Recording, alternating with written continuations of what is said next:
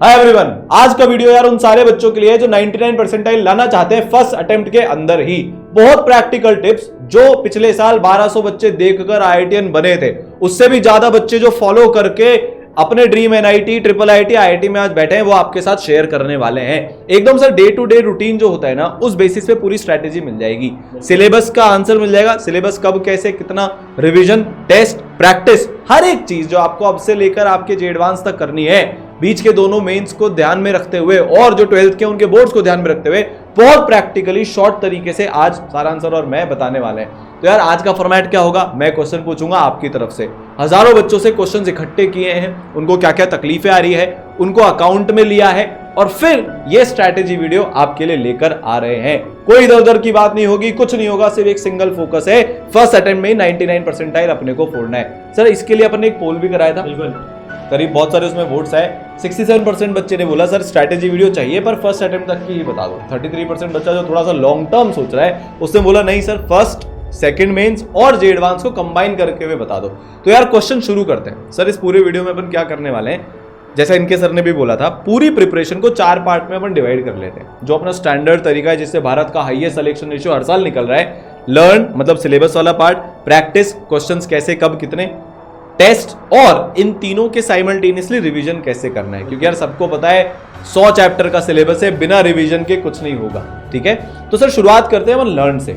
सबसे पहला सवाल जो बच्चों की तरफ से सबसे ज्यादा आ रहा है, सिलेबस कब तक खत्म करें कीपिंग इन माइंड अगर जेईई मेंस जनवरी एंड में हो गया तो। अभी तक कुछ भी कंफर्म नहीं है, तो ये भी मैं आपसे इसी में पूछ लेता हूं, हम हमारी एक दिमाग में डेट कौन सी सेट रखें और सिलेबस कब तक खत्म करें।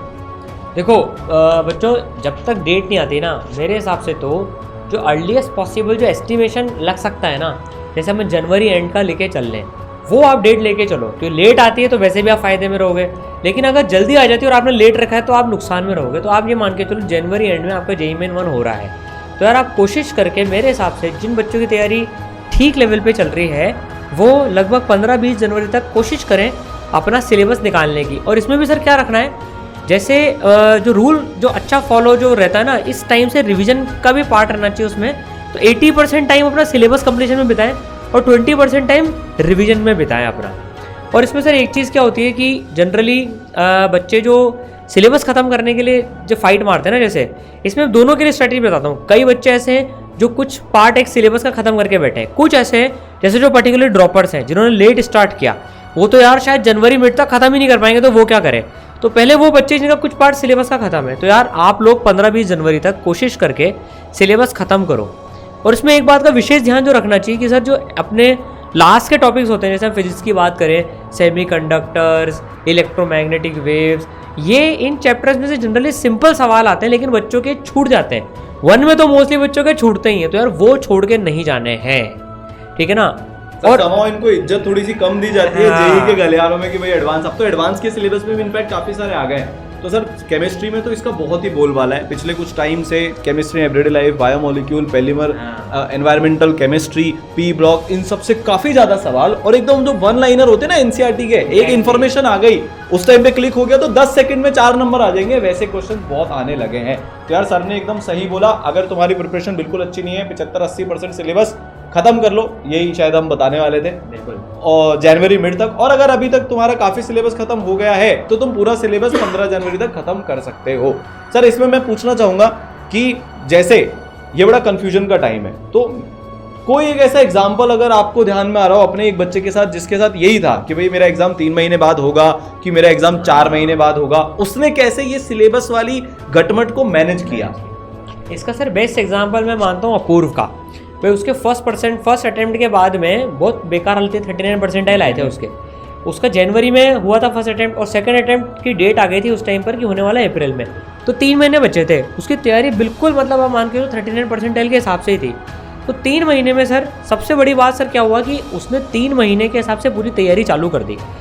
क्या होता है, बच्चों का पूरा प्लान नहीं मिल पाता, तो सर उसने क्या करा, सबसे बड़ी जो बात मुझे लगी, उसने अपने मेंटर की मदद ले ली कि यार सर मेरे पास इतना टाइम बचा है, मेरा इतना सिलेबस बचा है, तो पूरा जो प्लान है ना, एक मेंटर अगर आपको मिल जाए ना, तो वो आपका पूरा प्लान आउट कर सकता है। तो उसने जो करा, एकदम 11-12 घंटे तो डेली पढ़ता रहा, डिस्ट्रैक्ट नहीं हुआ, अनएक्सपेक्टेशंस ये जो थी ना, ये कि डेट कब आएगी, कब शिफ्ट होएगी, इससे डरा नहीं वो। और अप्रैल का टारगेट लेके, मतलब 3 महीने का टारगेट लेके सिलेबस के पीछे भागता रहा, जैसे जैसे उसके मेंटर बोलते गए। तो अभी एक जो नीड है, एक तो डरना नहीं, ये नहीं सोचना मैं बढ़ गया तो उसके हिसाब से तैयारी करूँगा, ऐसे करूँगा, नहीं, टारगेट लेके चलो। और आपके पास अगर कोई मेंटर हो ना बच्चों, तो उससे डिस्कस करके अपना प्लान चॉकआउट कर लो पूरा, मुझे इन 7 दिन में इतना करना है, फिर इन 7 दिन में इतना करना है, इन 7 दिन में इतना करना है, ताकि आप स्पीड से भाग पाओगे। वो जैसे टारगेट होता है ना सामने, तो भाई हम स्पीड से भाग सकते हैं। तो उसने ये काम करा था सर। और सर मेरे को ध्यान आ रहा है, फिर 1.5 महीने बाद करीब उसकी डेट आगे शिफ्ट हो गई थी, तो उसने अपने सिलेबस कंप्लीशन की डेट भी आगे शिफ्ट कर ली कि भाई जब मेरे को और टाइम मिल रहा है तो मैं और डेप्थ में पढ़ सकता हूँ। तो सर 2 ही तरीके हैं, अनसर्टेनिटी का या तो एडवांटेज उठा लो, जैसे अपूर्व ने उठाया, 39 से 99.5 NIT त्रिची CS में वो आज बैठा है, या फिर तुम डर जाओ, जैसे उस टाइम पर बहुत सारे बच्चे डरे थे, तो वो यही सोचते रहते थे अब कब डेट आएगी, ये फलाना दिमाग, और टाइम वेस्ट करते रहते थे। ठीक है सर, अब दूसरा सवाल अपन बताते हैं प्रैक्टिस पे। बहुत सारे बच्चे सर मैं देख रहा हूँ, सर जनवरी की डेट आ गई, प्रिपेयर्ड ही नहीं थे, बावड़ों की तरह थ्योरी पीछे पड़े हुए हैं। तो सर सवाल करने चाहिए कि नहीं करने चाहिए? मेरे हिसाब से ये तो मतलब बहुत ऑब्वियस सी बात है कि करने ही चाहिए, वरना तुम भूल जाओ क्या जेईई मेन और क्या IIT। कैसे सवाल करें, क्या पैटर्न होना चाहिए, और प्रीवियस ईयर क्वेश्चंस को भी कैसे साथ में लेकर चलना है, इस सब का क्या आंसर होगा? भाई इसमें जैसे सर मैं एग्जांपल अपना जो फर्स्ट इसराइट था ना सर, सोनीश, और इसमें मैं अंतरा का भी, दोनों का सिमिलर तरीके से ही जो केस था, उसमें ये था कि भाई इनके जैसे सोनीश के साथ तो ये प्रॉब्लम हुई थी कि वो स्कूल में ज़्यादा उलझ गया था, तो क्वेश्चन ज़्यादा प्रैक्टिस नहीं कर पाया था।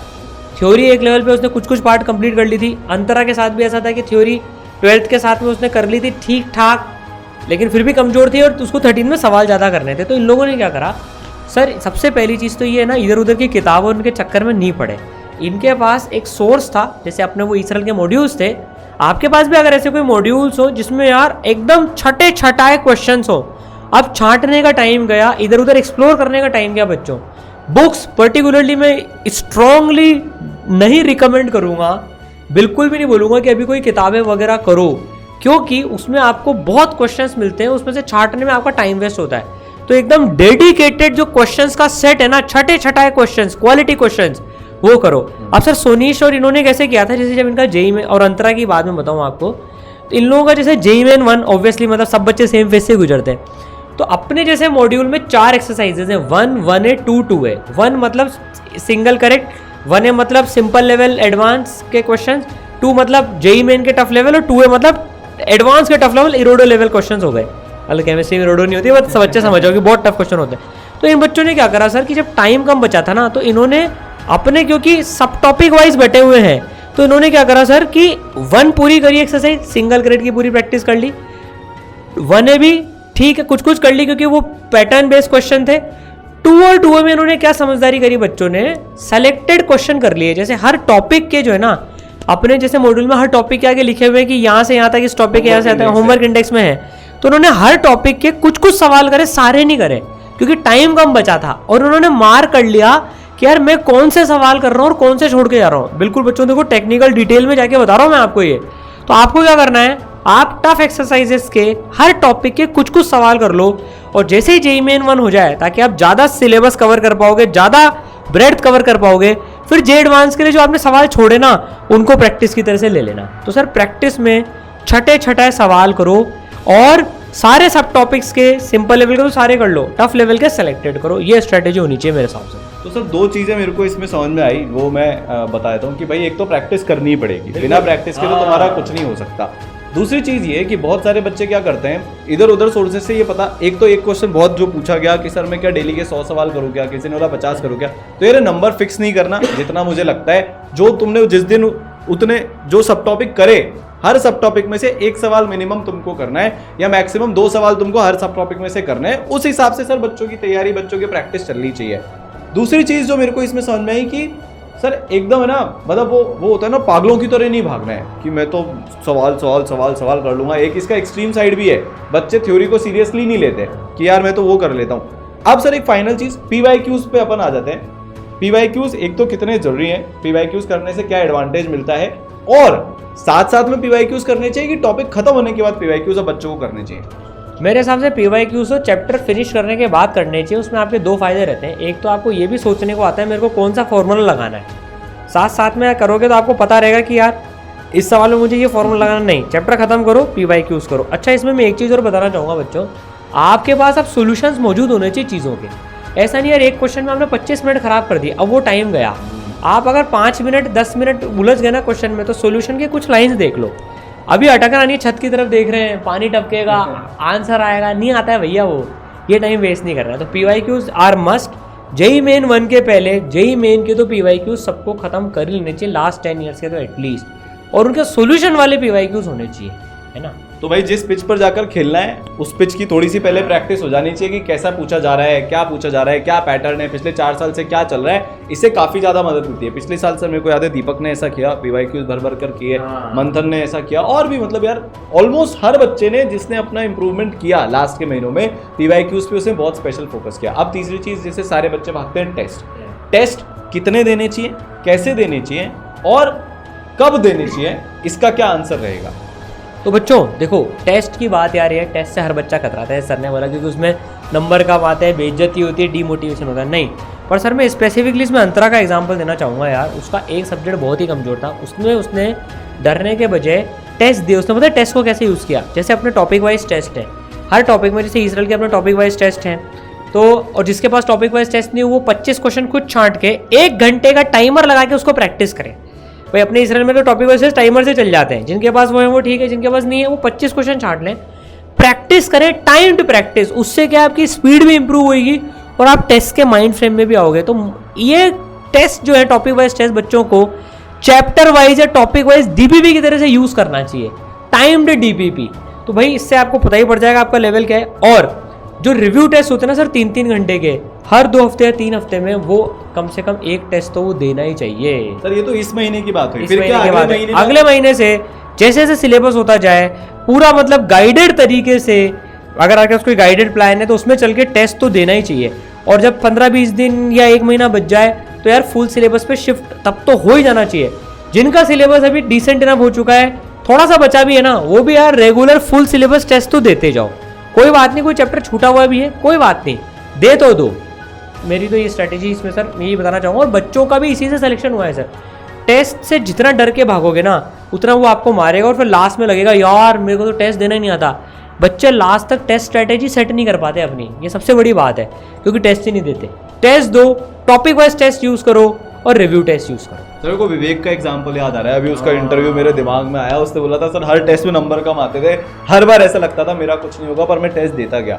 सर उस बच्चे ने 17 नंबर से शुरू किया था 100 में से, मेरे को जहाँ तक ध्यान है। फिर वो पहुंचते पहुंचते एंड तक 75-80 नंबर तक पहुंच गया, क्योंकि उसने लगातार टेस्ट दिए। तो मेरे हिसाब से सर बच्चा टॉपिक वाइज टेस्ट तो दे ही रहा है, इसके अलावा जो 3 घंटे की सिटिंग वाले टेस्ट होते हैं, एक मिनिमम नंबर अपने को फिक्स कर लेना चाहिए कि यार मैं 15 टेस्ट तो अब से लेकर अगले 3 महीने में 3 घंटे के देने ही वाला हूँ। इतने टेस्ट तो तुमको देने ही पड़ेंगे यार, वरना तुम्हारा नहीं होगा। सर इससे ही मेरे को एक और क्वेश्चन याद आया, बॉडी क्लॉक की अब कितनी इंपॉर्टेंस हो गई है। ये सबसे ज़्यादा अवॉइड करने वाली चीज़ है। बच्चे प्रेशर में आते हैं तो रात रात भर पढ़ाई करना शुरू कर देते हैं, पूरा अपना टाइम टेबल बिगाड़ लेते हैं। अब क्या हमारे को बॉडी क्लॉक सेट करना इंपॉर्टेंट हो गया है क्या? भाई बॉडी को शेड्यूल में आने में, जैसे थ्योरी कहती है कि यार 21 दिन तो लगते ही कम से कम, तो यार अब 1 महीने का टाइम फ्रेम तो लेके चलना अपनी बॉडी को शिफ्ट करने में।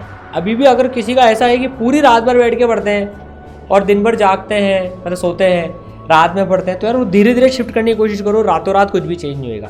बॉडी ट्रेनिंग का तो सिर्फ अपन अलग वीडियो बनाएंगे जब 1 महीना बच जाएगा, तब प्रॉपर हर साल जैसे बॉडी ट्रेनिंग की पूरी स्ट्रैटेजी बताते हैं, इस साल भी बताएंगे। पर सर मेरे को इसमें ये किया यार कि तुम 2-3 बजे तक तो सोने पे आ ही जाओ यार मैक्सिमम, क्योंकि अगर सुबह की शिफ्ट एग्जाम में आ गई तो फिर तकलीफ में बच्चा आ जाता है।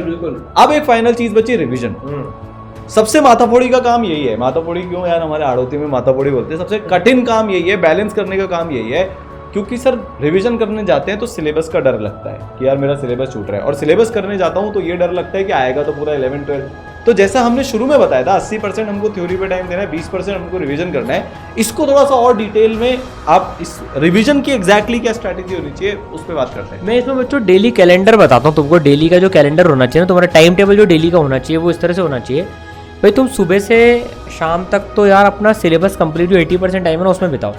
रात को जब सोने से पहले जब तुम थक रहे होंगे ना, तब तुम रिवीजन को उठाओ। कारण क्या है, रिवीजन में तुम वापस से पढ़ रहे हो, तो रात का टाइम गुड होता है, बेटर होता है रिवीजन का, क्योंकि सुबह तुम मैक्सिमम एनर्जी में हो, तब तुम नया पढ़ रहे हो, तो पढ़ने के बाद में शाम को अपना रिवीजन का टाइम बिताओ।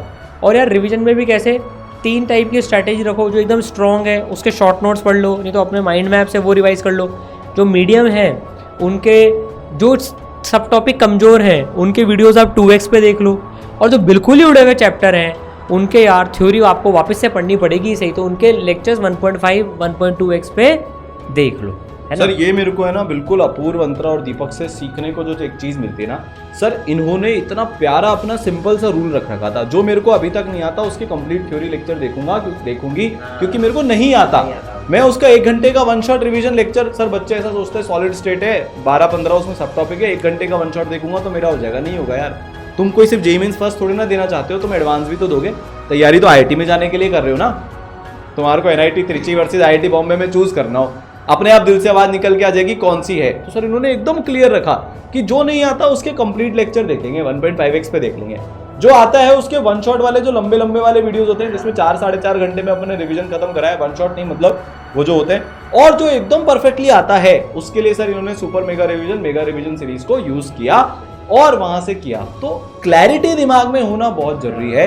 तो चारों चीजें अपन ने कवर कर ली। अब सर जो सबसे कठिन वाला सवाल है उसको सबसे लास्ट में अपन ले रहे हैं, क्या मेरा इतने से टाइम में हो जाएगा क्या? तो मेरे को लगता है कि अब तो इसको आंसर करने की भी जरूरत नहीं है।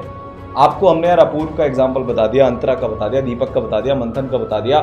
सर मेरे को याद आ रहा है कि सोनीश की 95 परसेंटाइल आई थी एडवांस के 20-25 दिन पहले, तो भी उसने आखिरी के 25 दिन में इतनी मेहनत करी, उतनी शिद्दत से मेहनत करी, आज आईआईटी मद्रास में बैठा है। तो यार लोग कम टाइम में बहुत इंप्रूवमेंट कर लेते हैं, और अब ये बियॉन्ड प्रूविंग जा चुका है। मतलब वो बोलते हैं ना कि हाँ ये sun rises from the east हो चुका है, क्योंकि ये बच्चों ने करके दिखाया, तो तुम भी कर सकते हो। जो तुम्हें नीचे खींचने की कोशिश करा है उसको साइड में हटाओ, नेगेटिविटी से भयंकर वाला दूर रहना है, दूर से हाथ जोड़ लेने कि भैया आप कौन, हम नहीं जानते। आप यार आपको कोई ये बताने का हक नहीं रखता है जो तुमसे ये बोल दे यार तेरा अब नहीं हो सकता। तुमने अगर ठान लिया कि होगा तो होगा, और मान लिया कि नहीं होगा, तो दुनिया की कोई ताकत तुमसे नहीं करवा सकती। तो यार ये मोटी मोटी स्ट्रैटेजी रही, देखो एकदम सुपर क्विक तरीके से आपको बता दी, और यार ये प्रूवन स्ट्रैटेजी है। 30,000 बच्चे ऐसे आईआईटीएन बने हैं, जाने कितने हजार बच्चे ऐसे 95 परसेंटाइल के ऊपर लाए हैं। तो हाँ, अगले 3-3.5 महीने में 99 परसेंटाइल आ सकती है। बस आपको जो सिलेबस छूटा हुआ है उसको कवर करना है, घास उसमें नहीं काटनी है, प्रॉपर टाइम पर प्रैक्टिस करनी है, आपको किताबों पे नहीं झांकना है। अब मैं इसकी भी समरी बता रहा हूँ आपको शॉर्ट में एकदम, ऐसा नहीं है हम 10 किताबें लिया है उसमें सवाल ढूंढ रहे हैं, नहीं। एक स्पेसिफिक टाइप के शीट्स मॉड्यूल्स आपके पास होने चाहिए जिसमें कम सवाल हो, जो सारे सब टॉपिक को कवर करते हो, जिसमें सारे लेवल हो और सारे पैटर्न हो, तो आपका काम चल जाएगा। टेस्ट देने से मत भागना, जितने टॉपिक वाइज टेस्ट दोगे तुम्हारा धीरे धीरे ग्रेजुअल उतना इंपॉर्टेंट होगा। 20% टाइम हर दिन का रिवीजन के लिए अलग से शेड्यूल करके रखो, जिसमें आप अपनी स्ट्रॉन्ग मीडियम वीक के हिसाब से रिवीजन अपना चालू कर दोगे पुराने टॉपिक्स का। तो ये 4 चीज के अलावा कोई 5वीं चीज नहीं होती पूरी तैयारी में। इन चारों चीज को पकड़ो, आपकी भी रैंक, आपका भी dream NIT, dream IIT, dream triple IT पक्का हो जाएगा। तो यार पूरी जोश के साथ, पूरी ताकत के साथ लग जाओ, और भलाई इसी में ही है। अभी बहुत सारे वीडियोस आएंगे कि शायद जेईई मेंस अप्रैल में हो सकता है, शायद फरवरी में हो सकता है, शायद जनवरी में हो सकता है। एक डेट अपने दिमाग में फिक्स कर लो कि भैया हम तो 15 जनवरी तक सब खत्म करके बैठ जाएंगे, 20 जनवरी तक हम सब खत्म करके बैठ जाएंगे। फिर आगे डेट बढ़ी तो हम जीत गए, बाकी सब हार गए, और इस पर ही आ गई तो भी हम जीते क्योंकि बाकी सब तैयार नहीं थे। तो पढ़ाई चालू रखो, बचा दो। और सर मैं इसमें एक चीज़ और ऐड करूँगा, जो बच्चे अभी जो क्रैश कोर्स के बच्चे या जो बच्चे ऐसे हैं जिनका रात को सर 8 बजे से रिवीजन चालू होता है। सर इतने बच्चे ऐसे हैं जो सुबह से पढ़ रहे हैं, रात को 8 से 10:30 बजे रिवीजन कर रहे हैं यार, सल्यूट है उनको। मतलब उनका सर 12-12 घंटे का टाइम निकल रहा है। सुबह 8 बजे से पढ़ने बैठ जाते हैं, 7 बजे से पढ़ने बैठ जाते हैं, और रात को 10 बजे तक जो अपने लाइव रिवीजन क्लासेस लग रही हैं उसमें इतने बच्चे बैठ रहे हैं ना यार, सल्यूट है। और बच्चों कंटिन्यू रखना, ये तुम्हारी जीत की शुरुआत हो चुकी है। मैं फिर बोल रहा हूँ, तुम्हारी जीत की शुरुआत हो चुकी है ये, है ना।